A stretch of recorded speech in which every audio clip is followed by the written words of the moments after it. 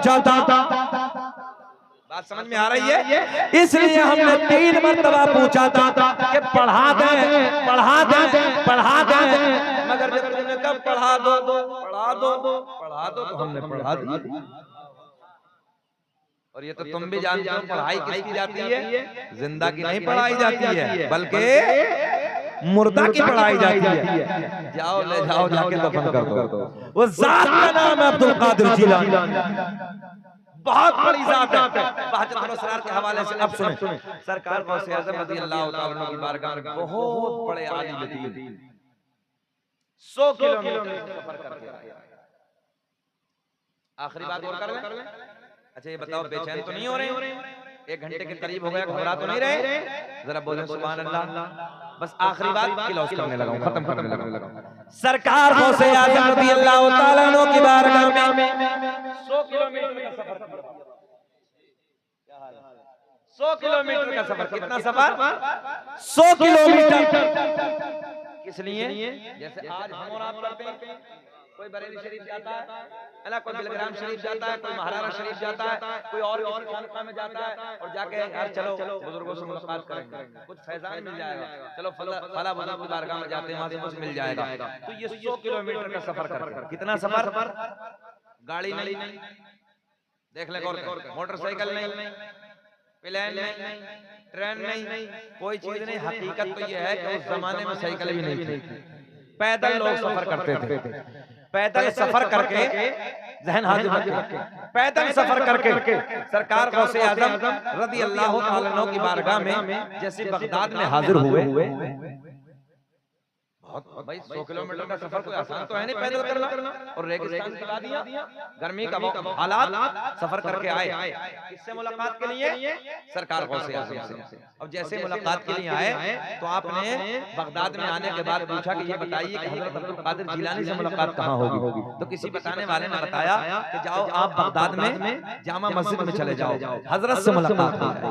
ज़हन हाज़िर है? और सारे के सारे लोग बगदाद की जामा मस्जिद की तरफ, मौलाना जो बड़े आलिम दीन आए वो तमाम लोगों के साथ में बगदाद की जामा मस्जिद की तरफ जाते हैं। तो सरकार गौसे आज़म रज़ी अल्लाह तआला अन्हु वुज़ू खाने पे वुज़ू फरमा रहे हैं। क्या कर रहे हैं? ऊंचा बोले, क्या कर रहे हैं? वुज़ू खाने पे बैठे वुज़ू फरमा रहे हैं। अब देखें, इधर देखें आप, मुंह आगे की तरफ, लोटा रखा है, आप वुज़ू फरमा रहे हैं। पीछे से आलिम साहब आए, बड़े आलिम दीन है। तो हजरत ने सोचा कि यार अभी हजरत वुज़ू फरमा रहे हैं, इतने ठहर जाओ। हजरत वुज़ू मतलब सरकार गौसे आज़म वुज़ू से जैसे फारिग होंगे बाद में मुलाकात कर लूंगा, यही तो अदब है। हजरत पीछे ठहर गए। सरकार गौसे आज़म ने आलिम साहब का यहीं से इम्तिहान शुरू कर दिया। क्या किया? जरा बोले क्या किया? इम्तिहान शुरू किया। सरकार गौसे आज़म रज़ी अल्लाह तआला अन्हु वुज़ू खाने पे बैठे हैं, आपने हाथ धोए। हाथ धोने के बाद वुज़ू में क्या होता है? आपसे पूछने लगा हूं, जल्दी बोलो। वुज़ू तो करते हैं ना, भले से जुम्मे में करते हो, 8 दिन में तो करते ही हो। हाँ, हालात ऐसे हो गए लोग जुम्मे से जुम्मा मिला रहे हैं। हाँ, अजीब रंग है। अच्छा, जुम्मे को पढ़ के इतना कोरा हो जाता है कि बस जन्नती हो गया, सारे काम हो गए। चाहे कितने गुनाह करे, गरीबों को सताए, परेशान करे, है ना, किसी दूसरे को उसकी हक तलफी, दूसरे का हक मारे, भाई का भाई हक मारने लगा है। जबकि हमारा इस्लाम क्या कहता है? किसी का हक नहीं मानना है, किसी का दिल नहीं दुखाना है, किसी को तकलीफ नहीं देनी है, किसी को परेशान नहीं करना है, बल्कि गरीबों की मदद करनी है, यतीम बच्चों के सर पे हाथ रखना है और एक दूसरे के मदद करो, परेशानियों में उनका साथ दो। बच्चों को मेरे नबी पाक सल्लल्लाहु अलैहि वसल्लम बच्चों से प्यार फरमाते। जरा बोले सुभान अल्लाह। बच्चों से आप इतना प्यार फरमाते थे, रास्ते में चलते वक्त जब रास्ते में बच्चे मिलते थे तो हमारे नबी देख के बच्चों को सलाम कर लिया। ये है मज़हब इस्लाम। तुम्हारे पड़ोस में कोई भी हो उसका हक अदा करो, पड़ोसी के साथ हुस्न सलूक करो, अच्छाई करो, उसके साथ बुरा नहीं करना चाहिए हमेशा। मगर आज तो हालात ऐसे कि पड़ोसी से इतना तंग है कि सबको नहीं कहने लगा हूं मैं, कुछ के हालात ऐसे कि पड़ोसी से तंग है, परेशान है। मगर नौजवानों, अल्लाह के नबी ने फरमाया पड़ोसियों के साथ अच्छा सलूक करो। अब गौर करें, सरकार गौसे आज़म ने हाथ धोए, हाथ धोने के बाद वजू में क्या होता है, जल्दी ऊंचा बोले, कुल्ला। मगर गौसे आज़म ने कुल्ला नहीं फरमाया भाई, सरकार गौसे आज़म ने नाक में पानी डाला। हाथ धोने के बाद क्या किया, नाक में पानी, बाद में कुल्ला। आलिम साहब थे, लंबा सफर करके आए थे, कहने लगे यार बड़ा तकवा सुना था, बड़ी परहेजगारी थी, बड़ा इल्म था, इधर तो वुजू भी नहीं, तवज्जो है, बोले इधर तो वुजू भी नहीं है, जाने लगे।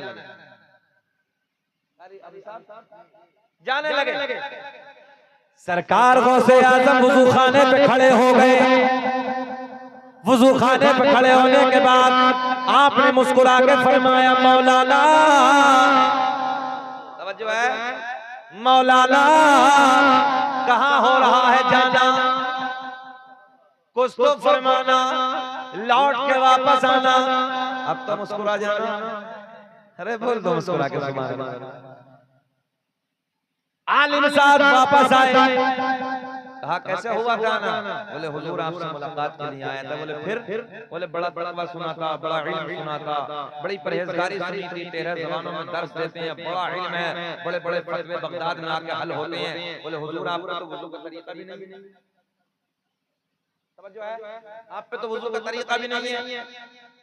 देखे ना किससे कहा, बड़े पीर से। सरकार गौसे आज़म ने बड़े प्यार के लहजे में फरमाया मौलाना वुजू का तरीका आप बता दो, वुजू का तरीका आप बता दो। आलिम साहब कहने लगे हजरत हाथ धोने के बाद पहले कुल्ला है, सुन्नत यही है, बाद में नाक में पानी है, मगर आपने बाद में नाक में पानी, बल्कि आपने पहले नाक में पानी उसके बाद में कुल्ला। हजरत ये तो उल्टा हो गया। सरकार गौसे आज़म ने फरमाया मौलाना कहाँ लिखा है,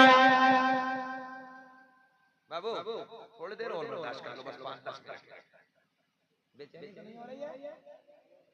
अल्लाह खुश रखे। हम अड़ियल मौलाना तो है नहीं, बस थोड़ी देर और बर्दाश्त कर लें, अल्लाह आपको खुश रखे। अच्छा इस वक्त में तकरीर करना वो आसान तो है नहीं, जो ये मजमा होता है रात के 12 बजे के बाद में तो अजीब सी कैफियत हो जाती है ना, मगर आप लोग सुन रहे हैं, अल्लाह का बड़ा फजल है कि आपका चेहरा इस टुकड़े में भी रात में आपका चेहरा गुलाब की तरह खिल रहा है, जबकि इस टुकड़े में गुलाब की तरह चेहरा नहीं खिलता, चेहरा नेपाल का मटका बन जाता है इस वक्त में, मगर आप सब लोग खिल रहे हैं। जरा फिर बोल दे मुस्कुरा के सुभान अल्लाह, एक बार अपनी मोहब्बत को सबूत और दे, बोले सुभान अल्लाह।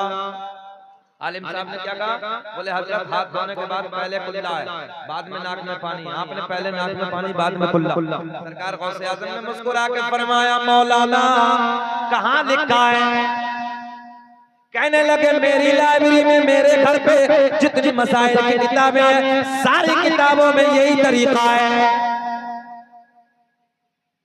सारी किताबों में यही तरीका है। देखो ये पीछे सो रहे हैं, दोनों को कान में बोलो सुभान अल्लाह।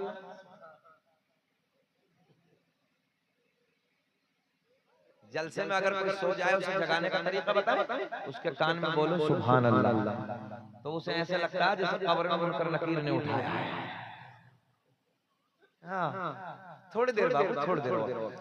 अब मसला क्या आला हज़रत ये है कि चैन की घड़ी ना बांधा करें। मैं देखता हूँ बहुत सारे लोगों को चैन की घड़ी से परहेज किया करें। नमाज मकरूह तहरीमी है, बच्चे बैठे हैं जानते हैं मसाइल, तवज्जो है, नमाज नहीं होती है। मकरूह तहरीमी वो फेल है जिससे नमाज जड़ से नहीं होती। नमाज का दोहराना वाजिब इयादा है, तवज्जो है, हाँ वाजिब है नमाज को दोबारा पलटाना, दोबारा पढ़ना। तो इसलिए कोशिश करें कि पट्टे वाली घड़ी पहना करें। ये आपको मैंने मसला बताया, सुने मोहब्बत के साथ। सरकार गौसे आज़म ने फरमाया मौलाना कहाँ लिखा है, कहा हजरत हमारे घर पे जितनी मसाइल की किताबें हैं सारी किताबों में यही लिखा है, पहले कुल्ला है बाद में नाक में पानी है। आपने फरमाया मौलाना 100 किलोमीटर आपका घर है, देर लगेगी, ठहर जाओ। एक निगाह मलायत डाली, एक निगाह मलायत डाली, 100 किलोमीटर पे मौलाना के घर पे जितनी किताबें रखी थी सारी बगदाद में मंगवा ली। अब भी नहीं बोलोगे यार, अब भी नहीं बोलोगे सुभान अल्लाह। देखे ना निगाह वलायत, एक निगाह वलायत डाली, सारी किताबें बगदाद की जामा मस्जिद में मंगवा ली। सरकार गौसे आज़म ने फरमाया मौलाना आप किए